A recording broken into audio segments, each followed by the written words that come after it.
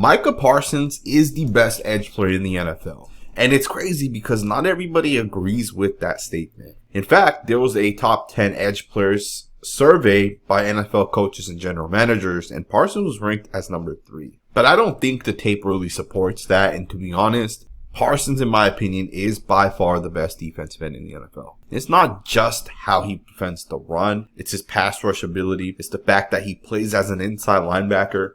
And today, I'm really excited to break down Micah Parsons' tape. Let's just get right into it. So you're going to get a play here where the left tackle, left guard, and fullback all kind of lead for the running back, and watch Parsons. To me, someone makes a mistake on this play because someone should have stayed and blocked Parsons. I believe this was the first play of the game. It was a 2-yard loss officially, but it's just great recognition. You see right away that the left tackle, left guard both pull, and nobody stops Parsons. I mean, to me, this is just something you can't do. Parsons is too quick. He's too explosive with the first step. He's too fast out of his stance. These plays will never work if you don't have someone stopping Parsons. Now, it is kind of interesting because I could see this play working here if that's a defensive end other than Parsons, right? If a guy who may not be as quick, a guy who's not as explosive, may look to possibly look for the play action. But when it's Parsons, he has that first step that if it is a play action, he'll be able to make it up. But obviously he recognizes the quarterback hands it off and he blows this play up.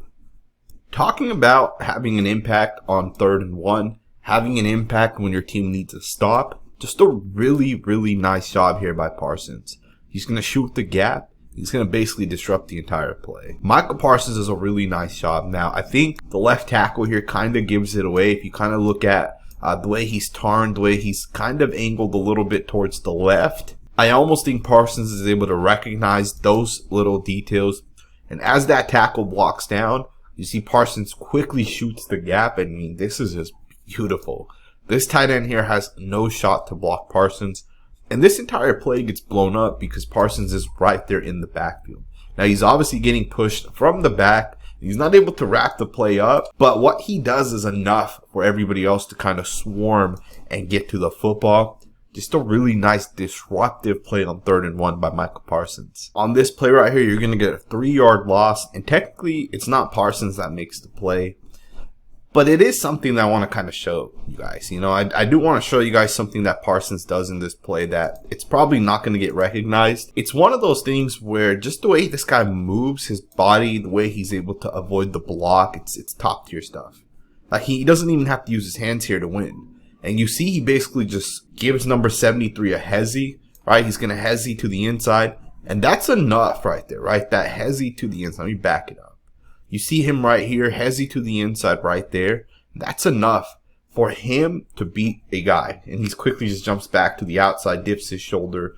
And he's right there. Like there's nowhere for Jonathan Taylor to take this ball and go. And this is why Jonathan Taylor is going to cut this to the inside. He's obviously not going to try to run it to the outside where Parsons is kind of standing. So although Parsons doesn't get credit for this play, he is one of the primary factors as to why this play gets stopped. Him being able to do the small little things with his body, with his movement skills, it's partly why he's the best player in the NFL on the defensive side. To me, Micah Parsons is what Patrick Mahomes is on the offensive side, right? Patrick Mahomes is a guy that can pretty much do things that we haven't really seen, right? He'll run around, he'll extend plays, he'll play within the offense, he'll execute the plays, and he's just a really, really good football player on the offensive side. Well, that's pretty much Parsons, right? And I think Parsons, from a statistical standpoint, may not look as great, but you got to understand the guy's moving around a ton. Here's a play where Micah Parsons is kind of lined up in a spot where this isn't typical of edge players, right? Guys like Bosa and Garrett aren't necessarily asked to line up right over the center, right? That's a very, very non-typical place to ask your best player to line up, but it makes sense. This guy's able to beat anybody from any spot, and you see him right here. He's able to get pressure, getting past the center and guard. The offensive line is sliding left, and he smacks the quarterback. I mean, I feel bad for the quarterback on this hit here because he goes down. He goes down hard. But this was 3rd and 9 right here, and the pass falls incomplete. It's because of Parsons, who lined up in a spot where, oftentimes you're not asking your center to take on that type of speed, right? Your center usually is going to be taking on 320-pound defensive tackles. But in this instance, you see Parsons kind of gets through there, hits the quarterback. That's just a really, really nice rep. Let's go ahead and get to the next play. You got another play here where Parsons is obviously lined up at a position. This time he's lined up as a stacked linebacker, and he's going to come on a blitz on this play here. And you see he's going to be able to get past the left guard there, and he gets a hit on the quarterback. The ball falls incomplete. And this is what we talk about with Parsons. You know, when this guy truly becomes that true defensive end, he's going to have a massive impact because he's not able to, you know, be consistently lined up on the line of scrimmage. He's not able to consistently go up against the same guy over and over and over again. Instead, his vision is oftentimes changing, right? And one of the interesting things with Parsons is he was actually ranked as one of the best off-ball linebackers his rookie season. And as an edge defender in his second season, he's still ranked as one of the best, right? So this guy's definitely impressive with the way you can utilize him. And I think it's part of what makes him the best defensive player in the NFL. Now let's go ahead and jump into what everybody's really here for. Right? What really makes Parsons a superstar. And we kind of showed it with that last play.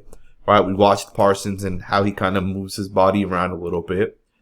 Well, here's another way that this guy wins. Right? Explosive first step. I mean, I want you guys to think how fast this tackle is here out of his stance. Right? I mean, this is ridiculously quick. And that's a good tackle. I think Andrew Thomas is a really, really good left tackle. I don't think he's like a top 2 or 3 guy, right? I think there's about 7, 8 left tackles better than him, but he's still a really good tackle. And watch Micah Parsons just crush this guy with his movement skills. You know, it's once again really just that hezzy move to the inside. And again, Thomas has a massive jump on Parsons. Like, he's already established the half-man relationship. He's already put his body in a really good spot. And Parsons is going to just hezzy to the inside, hits the outside. Like, he doesn't even swat Thomas's hands, and he's still able to get to the quarterback. To me, this is just a really, really nice pass rush move by Parsons, right? People will say, well, he didn't cross chop. He didn't, you know, swat the hands down. And that's the beauty with Parsons. He doesn't have to do those things to win, right? He wins with the way he moves his body, the way he turns his shoulders, the way he turns his, you know, dips past the guy here or there. It's just a thing of beauty, and it's one of those things that's definitely unique. Now, obviously, as we go through the rest of this video, do understand we're going to get into multiple pass rushes that Parsons is able to do on tape. Here's a spin move to the inside. It's just a beautiful move, and it's crazy because Parsons just finished his second season, and he's already able to do this. You know, to me, the thing that really allows this to work is kind of the angle he takes. He doesn't go directly into this guy and make contact. What he's going to do is take like this wider angle, and then he's going to basically square the offensive tackle up. And what I mean by that is, I'm going to back this up here a frame. You're going to see that at some point he's going to square the tackle up. Right here, he is squared up with the tackle. Left shoulder to the tackle's right shoulder. Parsons' right shoulder to the tackle's left shoulder. And from there, he's going to basically just give this guy the hezzy move, and he's going to spin to the inside. And that right there is fantastic. This is top tier pass rushing ability. You know, over the past 10 years or so, we've gotten different guys that do different things really, really well. But we've never gotten a guy like Parsons that does a lot of different things very, very well. And I think we're truly seeing a guy that at some point, when Micah Parsons does fully switch over to a defensive end, we're going to really see him at that point. Right, we're going to really be able to see this guy really take his game to that next level where he may end up having a shot to break that sack record. Right, so that's just a really, really nice rep right there by Parsons. Let's go ahead and get into the next play. Watch how explosive and how quickly Micah Parsons gets to the quarterback on this one. I don't know exactly what happened on that one. He obviously was trying to get to the quarterback with a swim move, and you can kind of see it here. I'm not sure if he slips, but you can see the left-hand swat, and he's trying to bring that right arm over the top. It doesn't look as perfect, but sometimes it's not going to be perfect, right? Sometimes it's going to look like this, right? But you get the disruption, and he does get the sack, right? He actually trips the quarterback there, and the quarterback does lose 4 yards on this play. This is just a really nice job against a really, really good left tackle, right? And that's the thing with Micah Parsons is we're seeing him beat guys like Andrew Thomas and guys like Trent Williams and guys like the tackle you see here for the Lions. These are the type of guys this guy's able to beat, and it's part of what makes him a very, very good football player. I think most people have seen this clip, but I do want to break it down. You got Parsons against Collins. Parsons puts this guy into the spin cycle.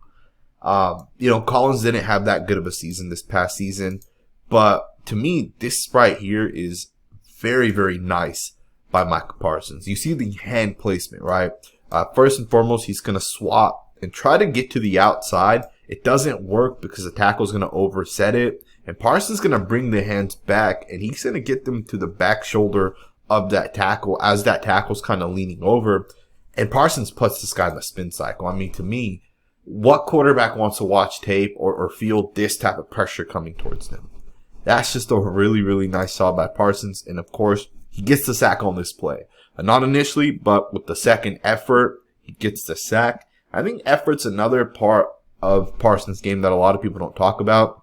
When you think about a guy like Max Crosby, he provides a lot of effort. And I think Parsons is right there from the edge position on effort, right? Guys that provide maximum effort. You really see it on tape. It's a really, really nice job right there by Parsons. Now, one of the interesting things with Parsons is he leads the league in pressures. And people don't recognize the importance of pressures, but you see plays like this here where Parsons beats the left tackle. He forces the quarterback to step up here. As you see right here, you see gets to the quarterback steps up, and he steps up into a massive hit here by the other defensive lineman.